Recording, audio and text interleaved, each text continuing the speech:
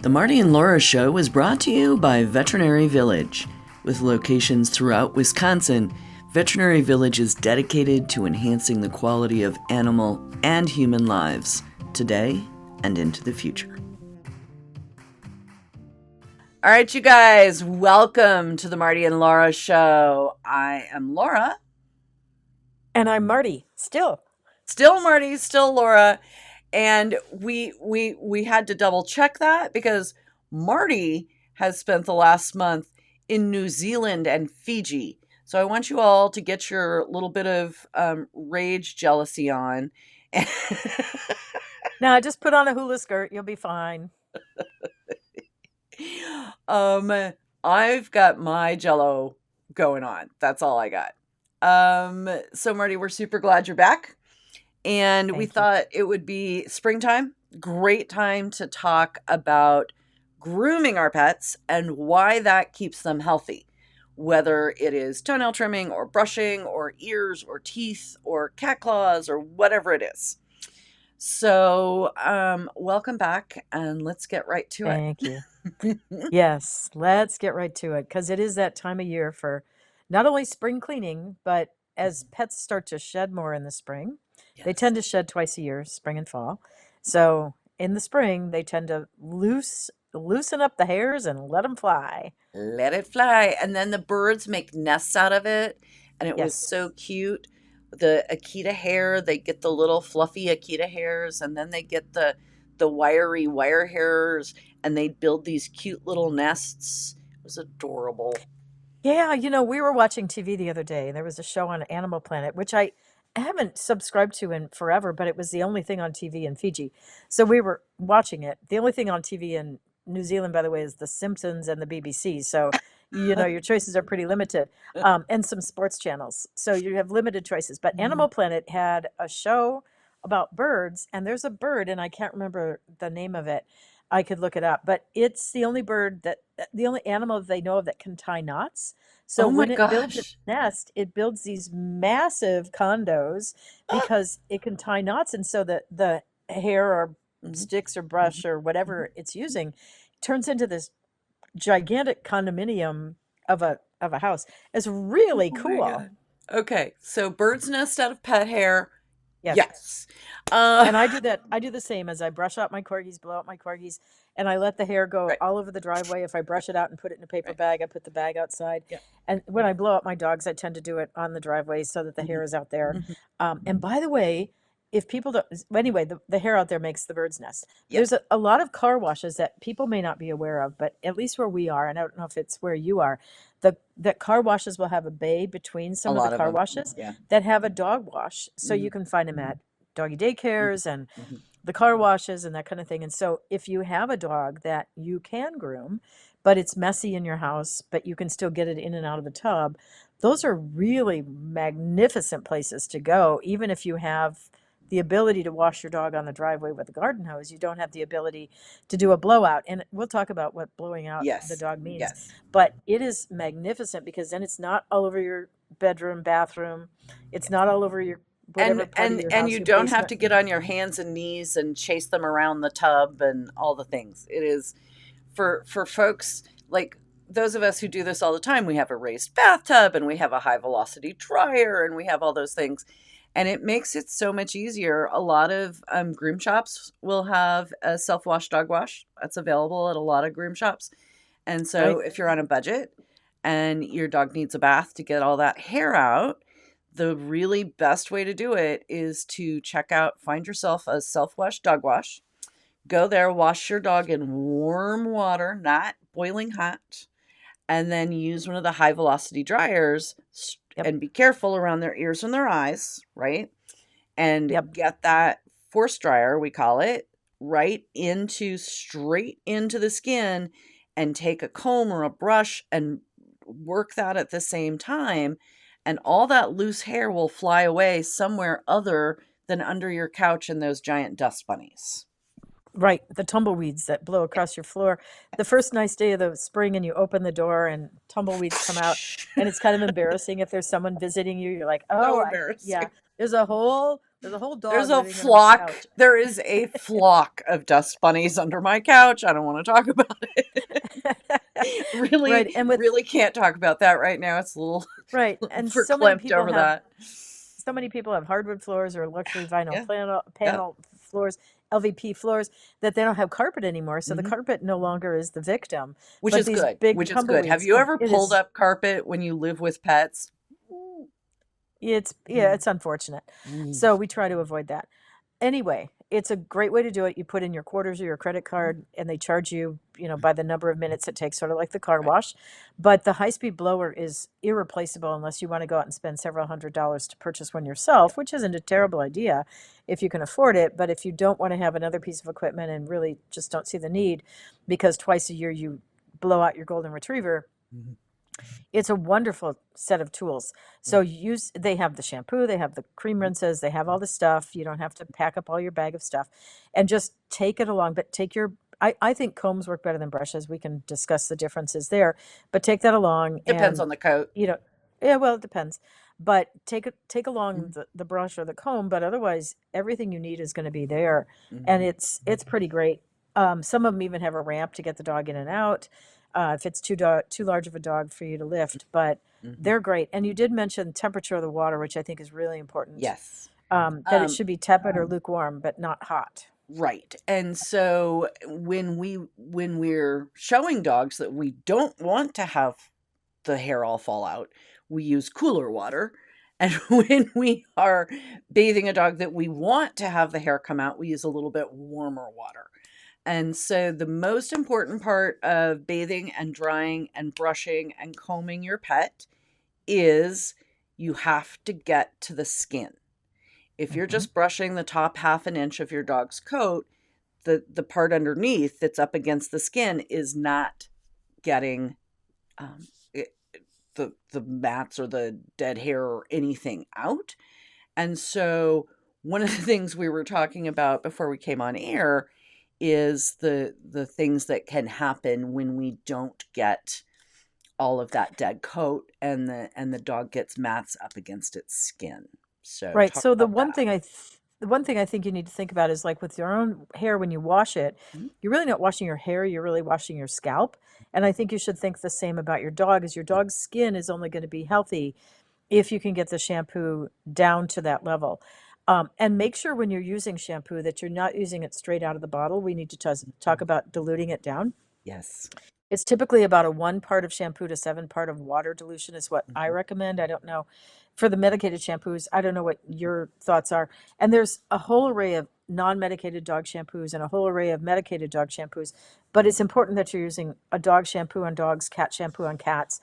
There's a difference. You don't want to use human shampoo, or other things. Now, you can use Dawn dish soap if you have a really messy situation, like your dog fell into the oil pan in your Mhm. garage Mhm. and you have to degrease them, or they got into something toxic.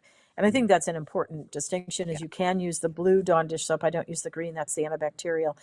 But you want to use the blue Dawn dish soap, again, diluted to the right proportions. Yeah. But that will get rid of some of the really greasy stuff if you have an unusual Right. situation. But It's it's not what not you would use something you routinely. right. That's what I was just going to say. This is not a regular, but a really bad pitch or a bad grease or a bad gross, that Or rolled in toxicity. something dead. Yeah. Yeah. Yeah, but a toxicity, I think it's really important that people do know that we keep a bottle of Dawn dish soap under the tub in our clinic for that Mm. kind of situation. If the dog gets into something toxic or cat gets into something toxic, that will degrease them and eliminate the toxicity from the surface of the skin better than any other product that we can Yeah. purchase on the dog or cat market. Yes. So again, getting to the skin is important for a lot of reasons. A healthy skin is important. The dogs can have very bad outcomes, right? If those mats develop in their little pants or under their arms or all kinds of places where the mat will make a raw open wound on your pet. Mhm. For sure.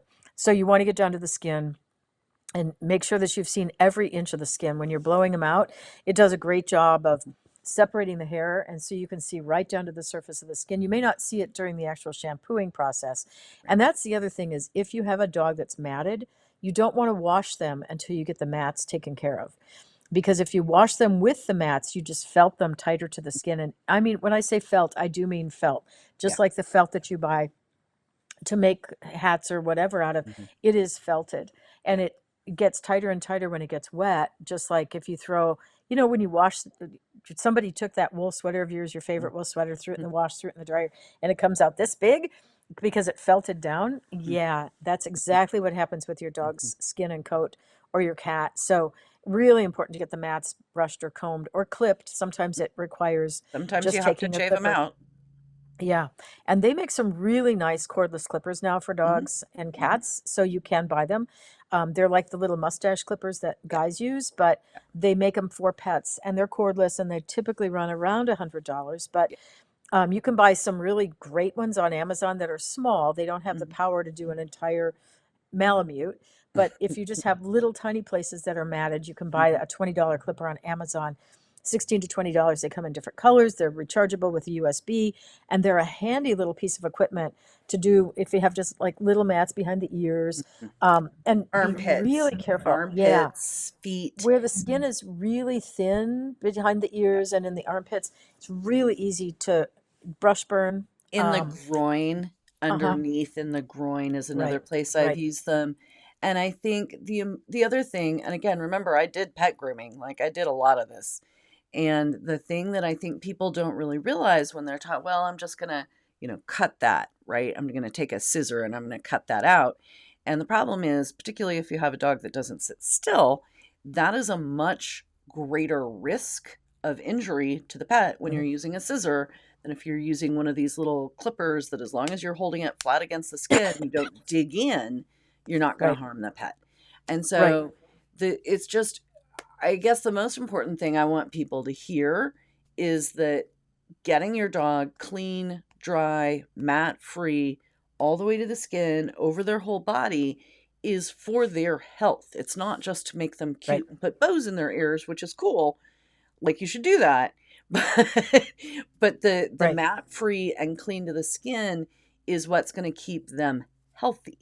And that, Right. I think, is really important to understand. Right. So if there is a mat in some of those areas, if you put a comb, typically a metal comb, Mhm. not the plastic ones you use, but they make metal ones called Mhm. Greyhound combs you can buy on Amazon or at the farm store, whatever. Mhm. You put that under the mat and then you can take the scissors to it and you're not going to catch their skin.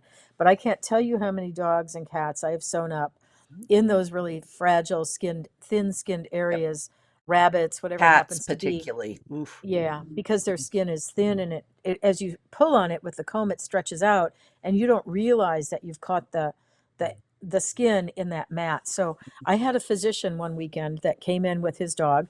He was a retired physician and he had clipped behind the dog's ear with a pair of scissors and cut the dog. So I sewed her up, sent her home. This was an important lesson for me to learn. He came back the following Saturday with the same thing on the opposite ear. And what I should have done when he was there for the sutures on the first side was take the clippers Right. and get rid of the mat on the other side. That was totally on me for not being able to foresee that that was Proactive. going to happen. Mhm. Mhm.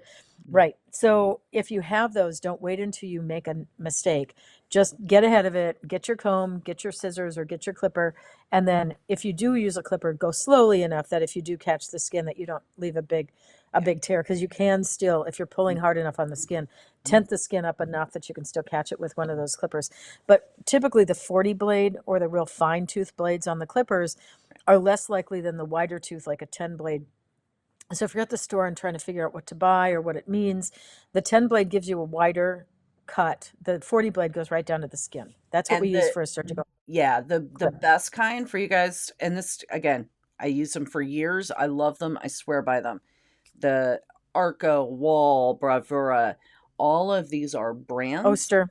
Yeah. Oster, I'm not sure about Oster's. They're battery operated. They have a Yeah. blade that goes from, 40, goes Adjustable. yeah, an adjustable Yeah. blade that goes from 40 up to 9. And I mean, I did the vast majority of my show dog grooming with those, never mind pet dog grooming. Yeah. And so you don't have to buy a separate blade for each length. You just buy this one little thing and it works great. You take care of it, you don't throw it at people. Right. That's the Now, important one. Don't throw it at anybody or drop it on the floor, but otherwise. right. So I'm going to do just a shout out here.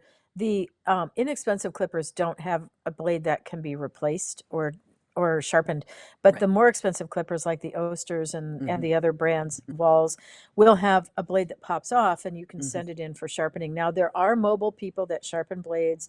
There's a lot of ways that you can do it, but I'm going to give a shout out to a place in Wisconsin that for 50 years, literally 50 years, I have been sending people there. It's called Service Grinding. It's in Hayward, Wisconsin.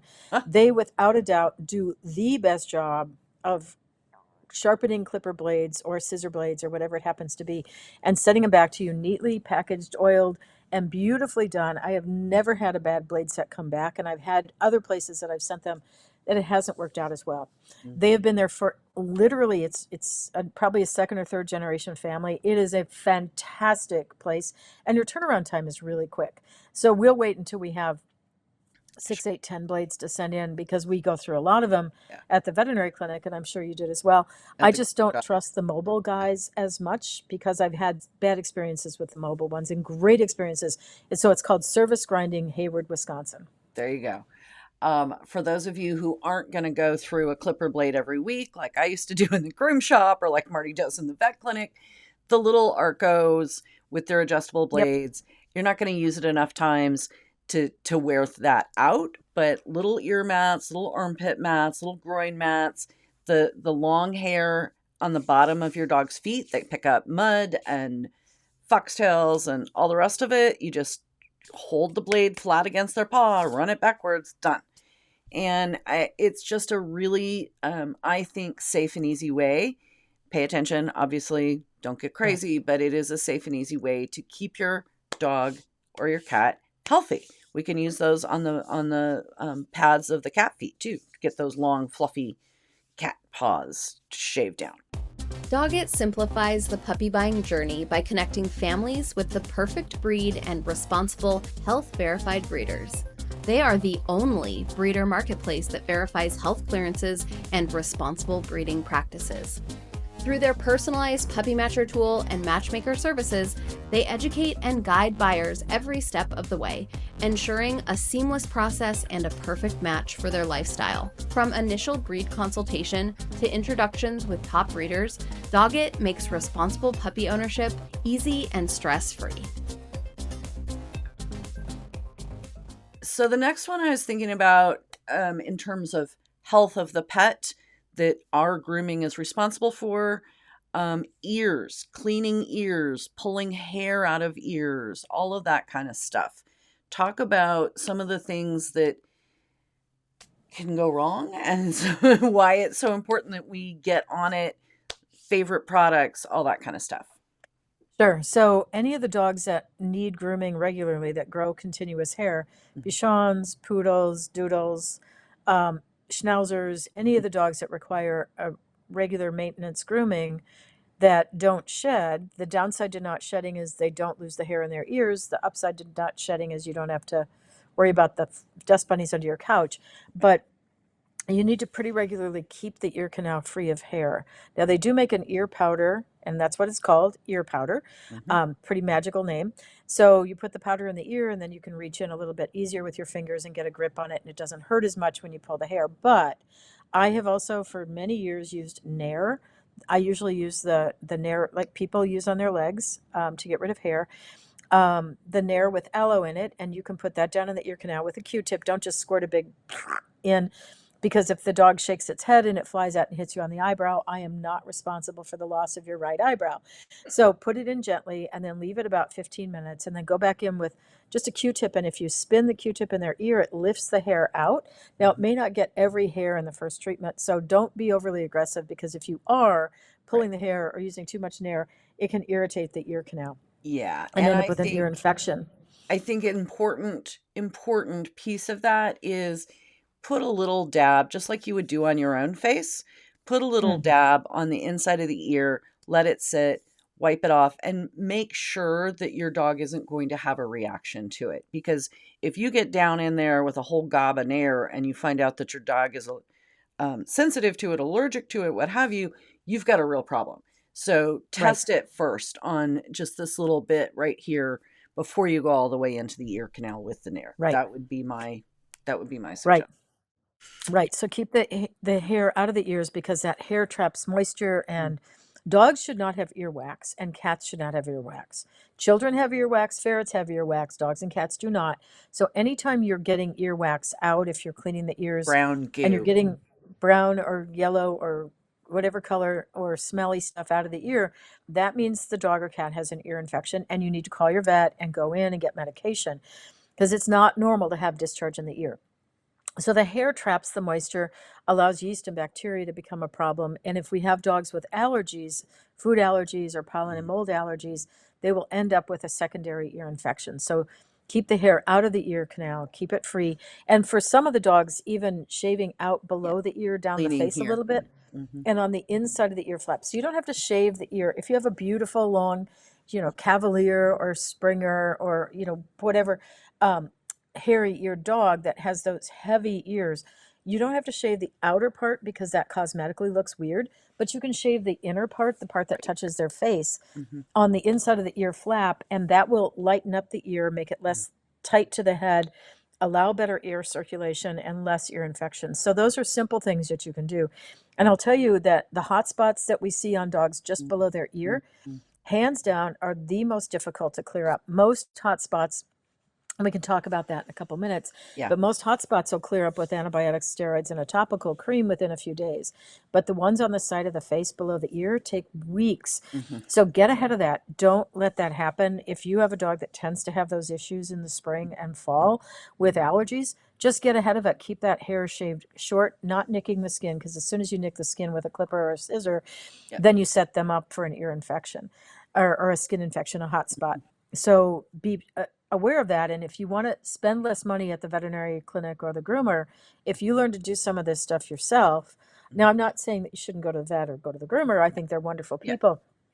But just be aware that you can get ahead of it and save yourself some veterinary bills. And that's one of the things, is that we are talking about the cost of veterinary care. And if you learn to do some of these things and buy a $20 clipper and learn how to bathe your dog at the grooming shop, with the quarters that you put in the machine, you are going to save yourself a lot of money. So it does pay for itself to learn to do some of this. Well, So get ahead of it. the bottom line, again, I'm going to come back to it. Your pet is healthier if it is well groomed, if you clean its ears regularly, if you clip its toenails regularly. We're going to talk about that in just a second. But the things that we're talking about that are regular maintenance, if you're not going to do any of them, you need to have your pet to the groomer every 4 to 6 weeks, because these things need to be done. And Right. if And they that's are okay not done, and that's fine, and that's completely fine. But if they're not done, your pet's health suffers.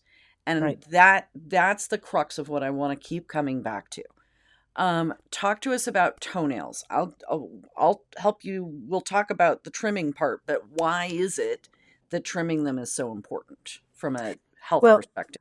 sure. So if the toenails overgrow, it tends to distort the toes, the position of the feet, when they walk.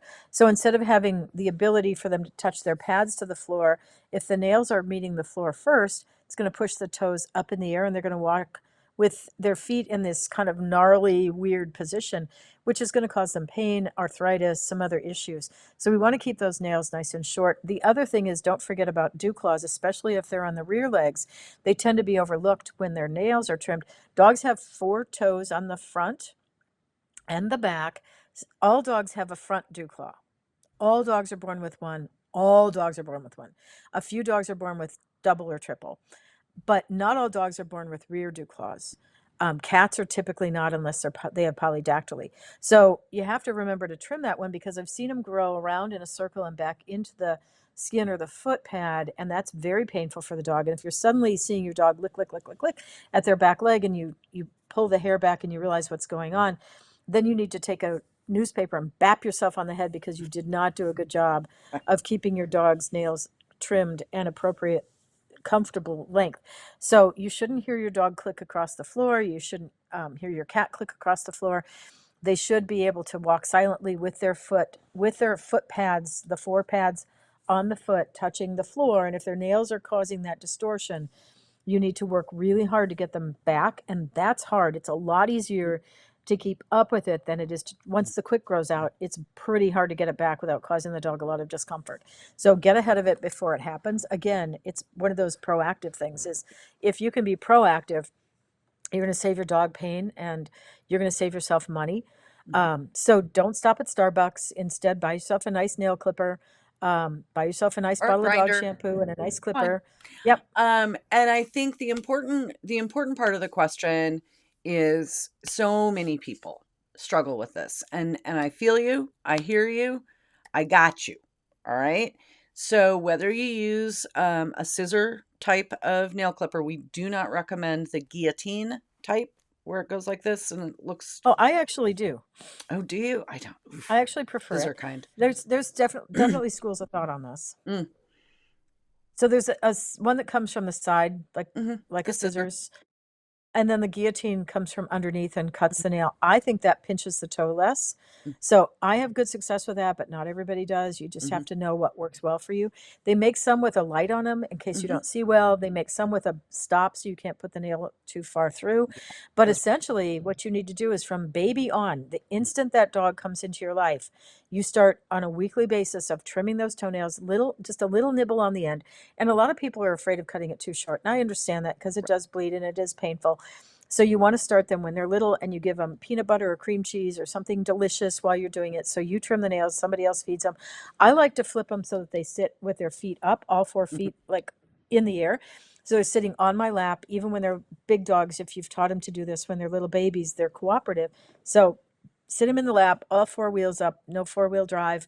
And if you do that, they don't struggle. You have somebody feeding them peanut butter, cream cheese, marshmallow cream, cheese, whatever happens to be your dog's preference to keep them distracted. And if you do it really quickly, because you can learn to do this fast, just you take the little tiny nibble off the end, boom, you're done in 3 minutes, and the dog doesn't have a bad experience, you will forever be grateful for that dog's cooperation.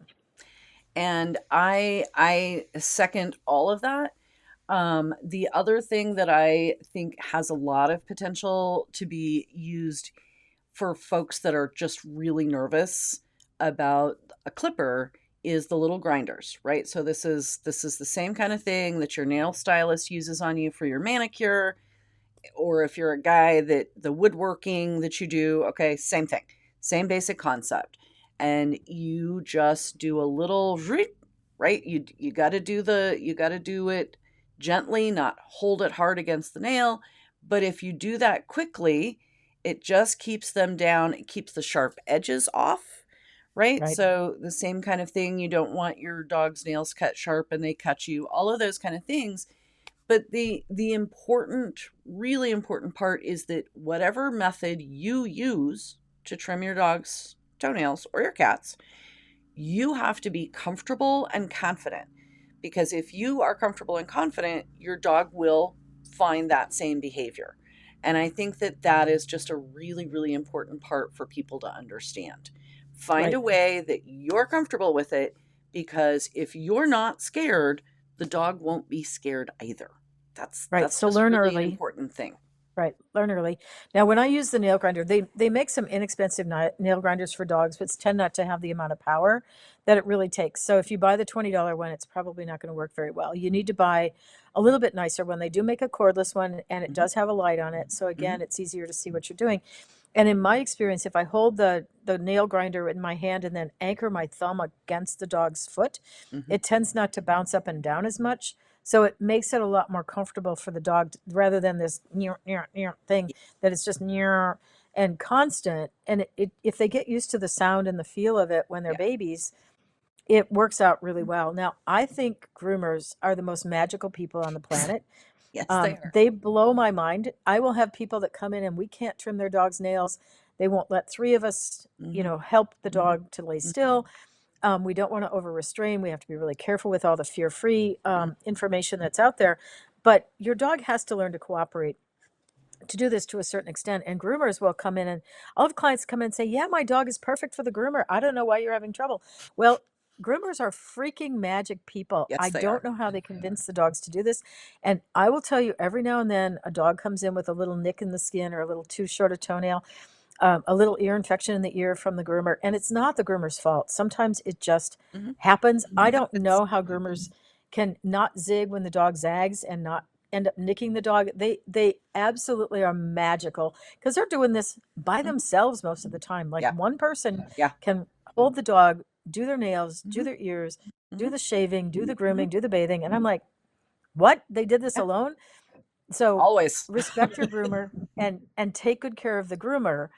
because you want to make sure that you have a good relationship with your groomer and that your dog likes your groomer. Mhm. Because if your dog likes it there, it's going to be the difference between having an easy dog to groom and a dog that's difficult.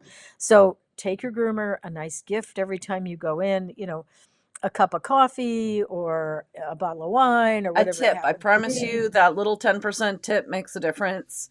Depending on For the sure. groomers, depending on the shop, the groomer may be paying a percentage of their income to the shop. They may Or not. the It just bather. depends on the setup. Yeah. Right. So that's the other thing. If you know that you just can't do it, like it's just too much, like it's Okay. I fine. But that means that you really do need to invest in every 4 to 6 weeks that your pet goes to the groomer. Find a good groomer, find somebody you like, find somebody the dog likes, but don't do it every year. Like once a Right. year is not sufficient.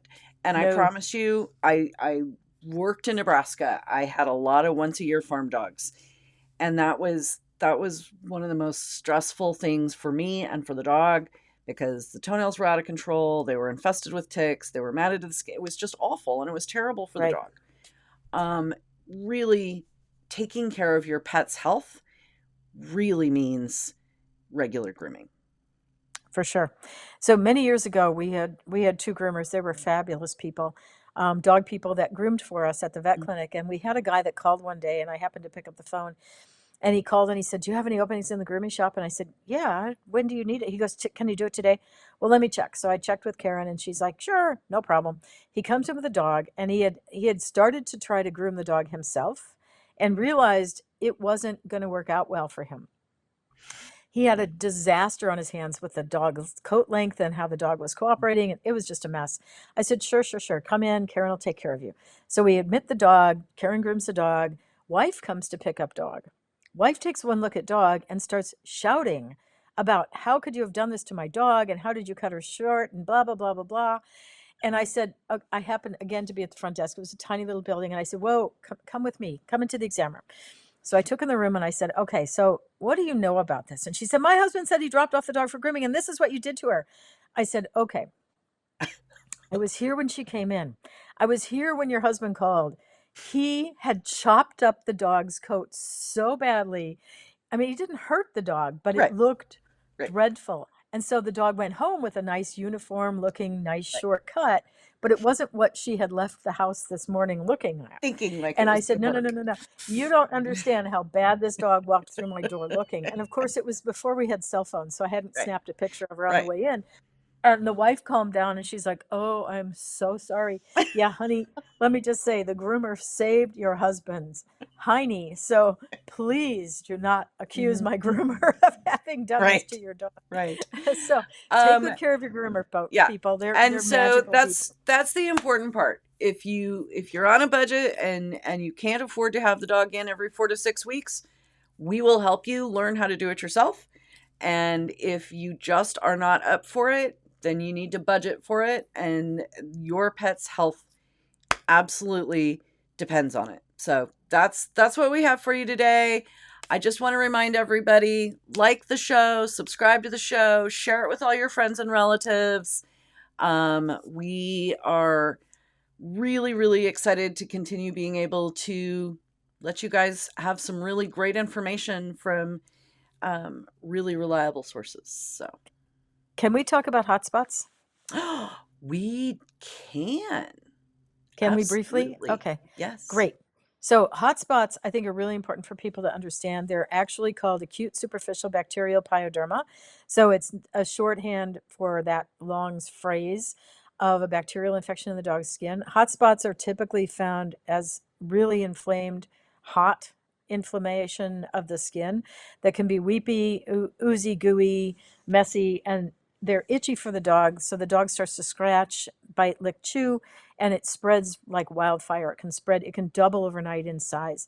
So anytime the skin is broken or inflamed, it can start and then turn into kind of a bit of a mess. So this is a reason to keep your dog's allergies under control, to keep the dog's coat from being matted, to keep the dog's ears from being infected. So getting ahead of those things will significantly reduce hot spots. There are some really good allergy meds on the market now that we didn't have before, and a new one has just come to market from Merck this week. So they're all brand new products on the market in the last 10 years. They're much easier to use than steroids, but just be aware, if your dog does have a tendency to have hot spots, that you can carefully manage them with the right medications, the right diets, and some of those things. So if your dog is developing a hot spot, which is a wet, gooey lesion that can start from any break in the skin, whether they scratched themselves or they ran into a bush or something out in the yard, get ahead of it quickly. Don't wait until several days, because they're going to get bigger and bigger every day. And then we have to shave the hair off of that area, and then a rim of normal skin out around it. Yeah. So please be careful that you are attentive and try to keep ahead of that. Yeah, hot spots, again, very much of a spring into summer kind of thing.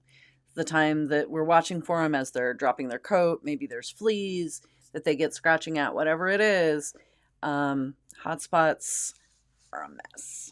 So, indeed. All right. Well, Marty, thank you so much, everybody. Yes. Thank you for joining us. Keep your pet groomed for good health. Yes. All right. Have a great day, everybody. Thank you for joining us on the Marty and Laura Show. We're excited to bring you these unique, fun, fact-based conversations about pet health. We hope you'll join us on social. Stop by the website to sign up for an extra tip of the week for your pet. While you're at it, do us a favor, please, and leave a review wherever you find your podcasts. The Marty and Laura Show is produced by Pure Dog Talk, Inc., sound design and editing by Premium Audio Services.